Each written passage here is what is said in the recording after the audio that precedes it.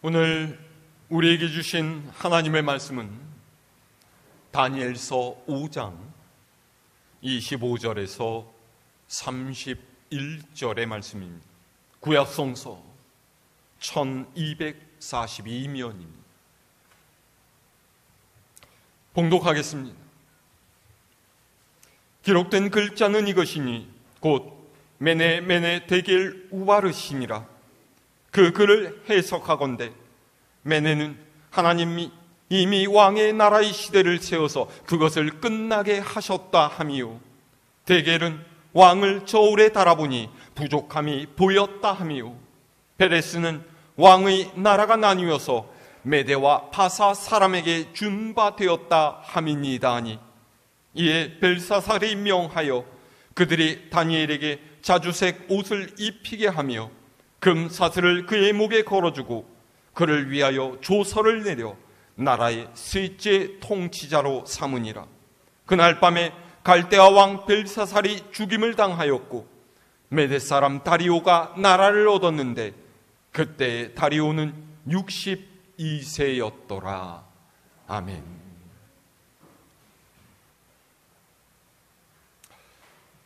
사람은 끊임없이 평가를 받으면서 살아가는 존재입니다. 평가는 생명이 태어나면서부터 죽을 때까지 계속되고, 일부 사람은 그가 죽은 이후에도 계속 평가를 받습니다. 이 평가는요, 크게 세 가지로 나눌 수가 있어요. 첫 번째는 남들이 나에 대해서 내리는 평가입니다. 함께 살아가야 하는 이 세상에서 우리가 다른 사람으로부터 어떤 평가를 받느냐 하는 것 대단히 중요합니다. 그래서 사람들은 자신을 치장하고 또 실력과 교양을 갖추어서 남들에게 좋은 평가를 받으려고 애를 쓰죠. 반대로 이에 반발하는 사람도 있습니다. 네가 뭔데 나를 평가하느냐? 그런 마음으로 다른 사람의 평가에 개의치 않고 자기 내키는 대로 사는 것이죠. 하지만 아까도 말씀드렸다시피 이런저런 사회적인 관계로 얽혀있는 오늘날의 세상에서 다른 이의 눈길과 평가를 염두에 두지 않고 산다는 것은 쉽지가 않은 노릇입니다. 두 번째 평가는 내가 나 자신에 대해서 내리는 평가입니다. 사실 사람이 자기를 평가하는 것만큼 솔직한 평가는 없습니다.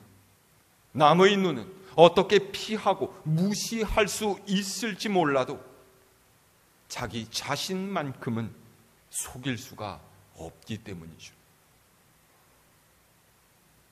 마지막 세 번째 평가는 보이지 않는 평가입니다.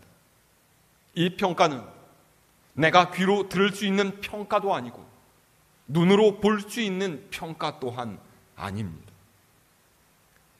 보이는 것에 대해서는 바꾸면 되고 비판의 소리를 듣고 나면 잘못된 것을 고치면 되지만 이 평가는 보이지도 않고 들리지도 않습니다. 이 평가가 무엇이겠습니까? 바로 하나님께서 내리시는 평가입니다. 가장 정확한 평가이며 또 가장 무서운 평가이기도 하죠. 그런데 사람들은 하나님의 평가는 주의하지 않고 살아가는 경우가 많습니다. 아예 모른 채로 살기도 하고 알면서도 무시하기도 하죠.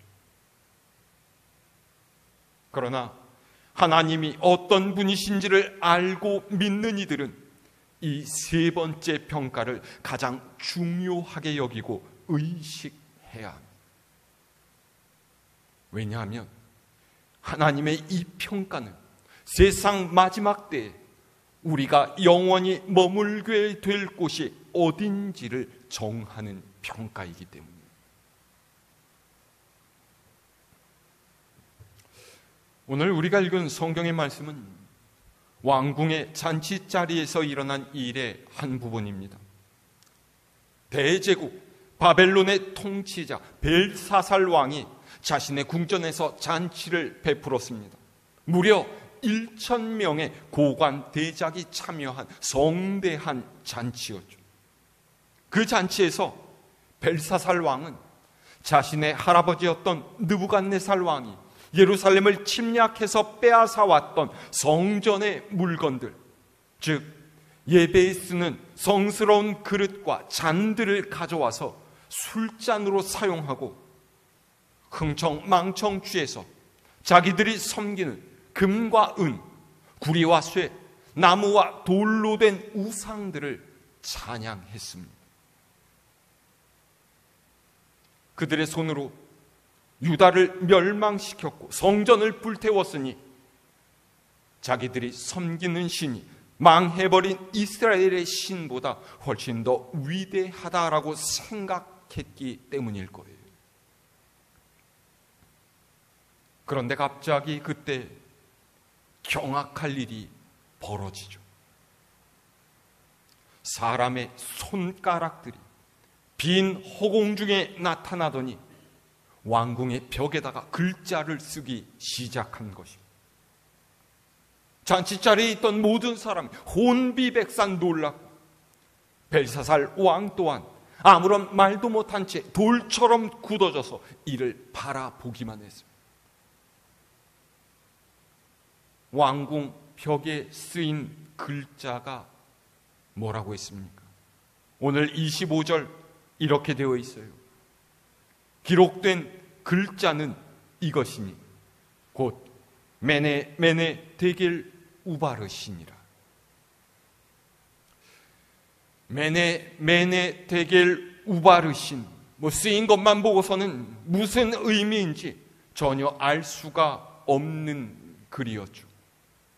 기겁한 왕이 그 나라의 마술사, 점술과 박수 무당과 내노라 하는 지혜자들을 다 불러 모아서 무슨 뜻인지를 묻고 이것을 풀어내는 사람에게는 왕국의 세 번째 통치자로 삼겠노라고 굉장히 큰 상까지 내걸었지만 아무도 이 글이 무슨 뜻인지 아는 사람이 없었습니다.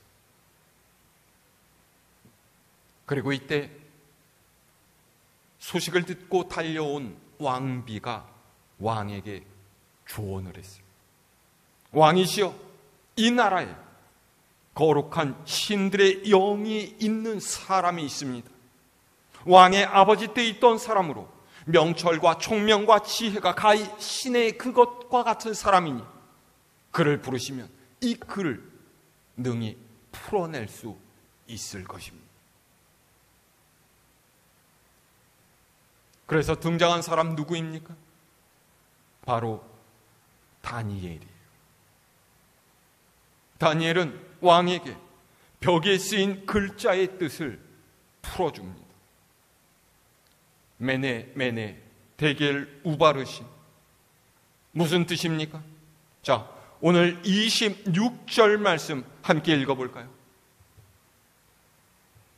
시작. 그 글을 해석하건대 메네는 하나님이 이미 왕의 나라의 시대를 세워서 그것을 끝나게 하셨다 함이요. 아멘. 첫 번째로 메네는 하나님께서 벨사살 왕이 다스리는 바벨론 제국의 시대에 종말을 고하셨다.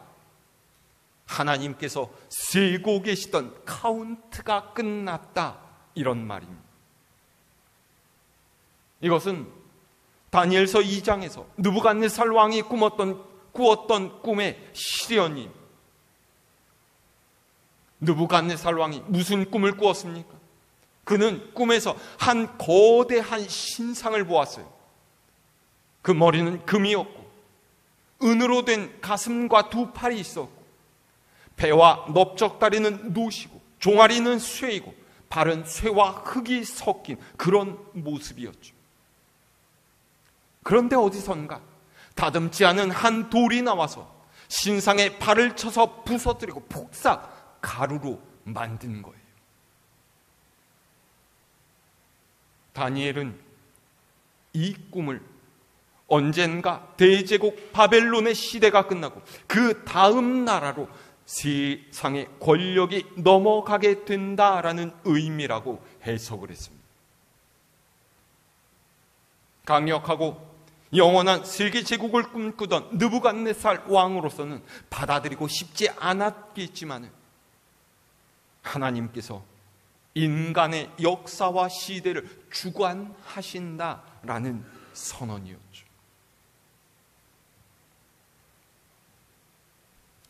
세상에 영원한 것은 없습니다. 다니엘 시대에 세상을 호령했던 바벨론 제국도, 알렉산더 대왕의 마케도니아 제국도, 징기스칸의 몽골 제국도, 해가 지지 않던 로마 제국의 영광도 모두 끝을 맞이했습니다. 이제는 오래된 이야기지만 세계의 반을 지배하고 있었던 소련이 하루아침에 무너지는 것 우리가 직접 보지 않았습니까? 전도서 저자는 범사에 기한이 있고 천하 만사가 다 때가 있다라고 했어요. 그렇습니다. 들에 손을 댈 수 없을 정도로 빽빽히 자라나는 풀도 때가 되면은 다 시들고, 제 아무리 아름답던 꽃도 언젠가는 떨어지기 마련이에요. 영원히 죽지 않으려고 불로 초를 얻으려 했었던 진시황이 겨우 나이 50살에 죽었다라는 사실은 굉장히 역설적이지 않습니까? 어쨌든 확실한 것은 우리의 삶은 기한이 정해져 있고 그 마지막을 향한 하나님의 카운트는 오늘도 계속되고 있다라는 사실입니다. 우리 모두는 끝이 있다는 것을 기억해야 합니다. 그러면 우리가 오늘 이 세상을 살아가면서 가치를 두어야 할 것이 무엇이겠습니까? 결국에는 다 놓아두고 하게 될 세상의 지위와 명예, 권력과 재물이겠습니까? 세상의 것을 아무리 많이 가지고 있을지라도 우리는 그것들 중에 한 가지라도 하나님께 가져갈 수 없다라는 것을 잊지 말아야 합니다. 썩지 않을 것, 영원한 것을 사모하는 여러분 되시기를 바랍니다. 이 사실을 아는 것이 참된 지혜이고, 이로 인해 이 세상 다음의 삶을 준비하는 사람이 복된 사람인 줄로 믿습니다. 자, 그 아래 27절 말씀 읽어볼까요? 시작.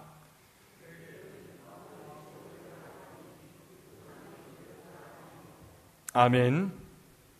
벨사살 왕에 대한 두 번째 심판의 메시지는 대겔, 즉 그를 저울에 달아보았더니 기준에 부족했다라는 것입니다. 다 아시겠지만 우리나라 남자들 성인 되면 모두 군대에 가야 합니다. 군대 가기 전에 가장 먼저 해야 하는 일은 신체 검사를 받는 거예요. 지금은 기준이 어떻게 되는지는 모르겠는데요, 육군 일반 현역으로 입대를 하기 위해서는 군에서 원하는 일정 기준을 만족시켜야 합니다. 키에 비해서 몸무게가 너무 무겁거나 혹은 가벼워서도 통과하지 못하고요, 심한 평발인 경우도 문제가 됩니다. 시력이 너무 나빠도 안 되고요. 정신적, 육체적으로 심한 질병을 앓는 사람도 군에 들어가지 못해요. 이런 것처럼 하나님께서도 그분의 기준을 가지고 이 벨사살 왕을 하나님의 저울에 달아보신 거예요. 그랬더니 너는 부족해서 이 바벨론 제국을 다스릴 왕으로 적합하지 못한 사람이다. 그렇게 하나님께서 불합격 판정을 내리셨다라는 거죠. 사람의 기준과 판단에 비추어 볼 때는 유능하고 훌륭한 왕이었을지도 모릅니다. 그런데 하나님께서 그분의 기준과 판단에 근거해서 보니까, 즉 하나님의 저울로 달아보니까 형편없이 모자랐다라는 거예요. 사실 하나님의 저울에는 벨사살 왕만 올라가는 것이 아닙니다.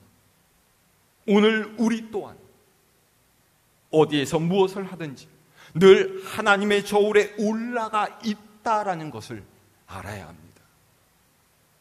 저도 목사로서 하나님의 저울에 올라가요. 그러면 저울에 얼마 수치가 나오겠죠. 만약에 부족하다면 하나님께서 그러시지 않겠습니까?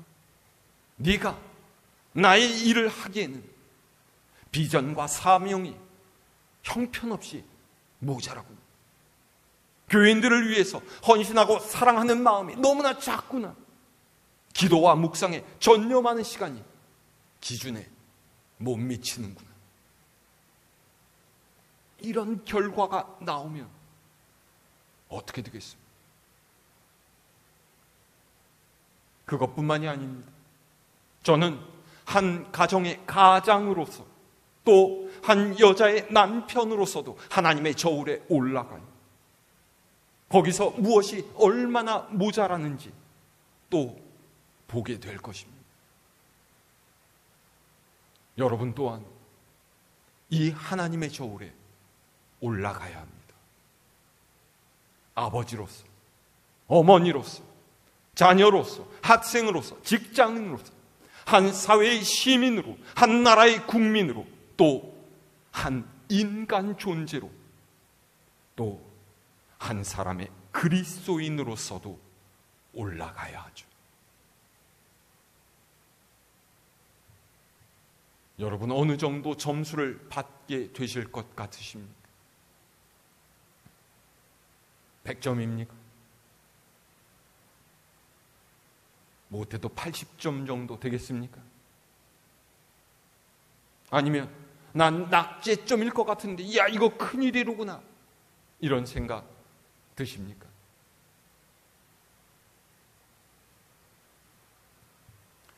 이렇게 우리가 하나님의 저울에 올라간다라는 것은 두려운 일인 동시에 매우 큰 은혜이기도 합니다.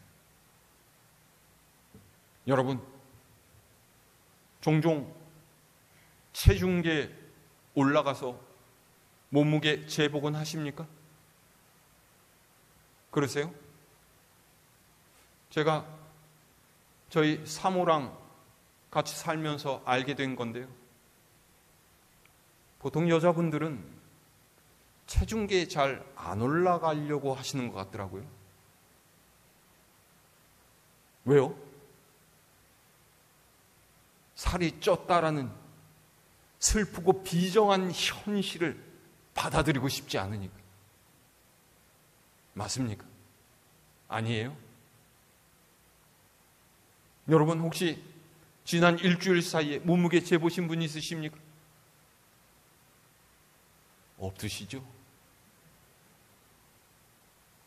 사실 저울에 올라가서 부족한 자기의 모습을 본다는 것은 썩그리 유쾌한 일은 아닐 수 있습니다. 그런데 바꿔서 생각해 보면 그것은 내 모자라는 부분을 깨닫고 채울 수 있는 기회를 얻는 때이기도 한 거예요. 여러분, 몸무게를 재실 때 그것만큼 하나님의 저울에 올라가는 연습도 함께 하시기를 바랍니다. 이 저울은 하나님의 뜻이 담겨진 말씀을 의미해요. 나의 영적인 상태에 관심이 많고 영원을 사모하는 사람일수록 말씀 앞에서 자기를 돌아보면서 내가 하나님께 합당한 인생으로 살고 있는지를 살펴보는 횟수도 많아질 것입니다. 날마다 내 믿음의 상태가 어떤지, 내 일상의 모습이 어떤지, 하나님께 어떤 평가를 받을 것인지 점검하고 또 되돌아보는 삶을 살아가는 여러분 모두가 되시기를 바랍니다. 자, 28절의 말씀 읽어볼까요? 시작. 베레스는 왕의 나라가 나뉘어서 메대와 바사 사람에게 준 바 되었다 함이니이다 하니. 아멘. 본래 디길 다음에 나와야 할 단어는 우바르신인데 왜 베레스가 나왔습니까? 우바르신은 어디 간 거예요? 우바르신의 우는 영어로 치면 and, 그리고 라는 의미이고요. 바르신은 나누다 라는 뜻을 가진 베레스의 복수형입니다. 그러니까 우바르신이란 말을 직역하면은 그리고 여럿으로 나뉘다 라는 뜻이에요. 이 말은 바벨론 제국이 쪼개어져서 메대와 바사, 즉 메디아와 페르시아에 속하게 될 것이란 예언이죠. 이게 결론이에요. 다니엘이 느부갓네살 왕 때부터 계속 선포했던 것처럼 세상의 모든 권력 위에서 다스리시며 왕들을 세우시는 분은 하나님이시기에 이제 하나님께서는 그분의 뜻대로 바벨론을 멸망시키시고 메디아와 페르시아로 하여금 그 뒤를 잇게 하실 것이다 라는 말이었죠. 자, 오늘 말씀 마지막 30절에서 31절 읽을까요? 시작. 그날 밤에 갈대아 왕 벨사살이 죽임을 당하였고 메대 사람 다리오가 나라를 얻었는데 그때 다리오는 62세였더라. 아멘. 허무하게도 다니엘이 벨사살 왕에게 예언했던 바로 그날 밤에 벨사살 왕은 살해를 당하고 그 틈을 타서 진격해온 메대와 바사 연합군의 공격에 하늘을 찌를 듯하던 권세의 바벨론 제국은 끝장이 나고 맙니다.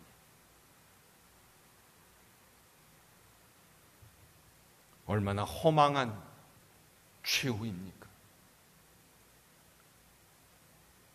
우리는 여기서 반면 교사의 교훈을 얻어야 합니다. 하나님께서는 우리에게 저마다 귀한 삶의 자리를 허락하셨어요. 그리고 각자에게 주신 달란트대로 하나님을 높이고 세상에 살아계신 하나님을 전하는 자리에서 일하도록 하셨죠.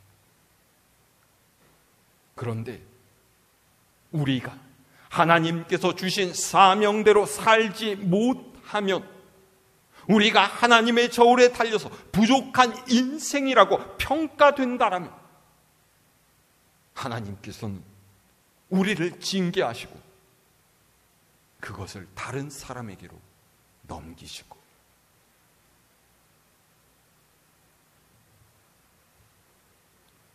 이스라엘 백성 중에 비교할 만한 사람이 없을 정도로 잘났던 사울 왕도 하나님께 돌아서지 않아서 끝내는 버림을 받고 비참한 종말을 맞았습니다. 소아시아 7교회 중에 첫 번째로 꼽을 만한 에베소 교회에도 하나님께서는 그들이 처음 사랑을 버렸다 책망하시면서 회개하지 않으면 네 촛대를 옮겨버리겠다 경고하셨죠. 여러분, 우리의 믿음 생활은 한 번 은혜 받은 것으로 끝나는 것이 아닙니다. 하나님의 사랑을 한 번 경험했다고 그것이 영원한 것은 아니라는 거예요. 받은 은혜를 소중하게 간직하고 받은 사랑을 변하지 않게 지켜가는 것이 필요합니다. 내게 주신 삶의 자리에서 최선을 다해서 충성스럽게 주님을 섬기는 것이 지금 우리가 해야 할 일이라는 것을 잊어서는 안 됩니다.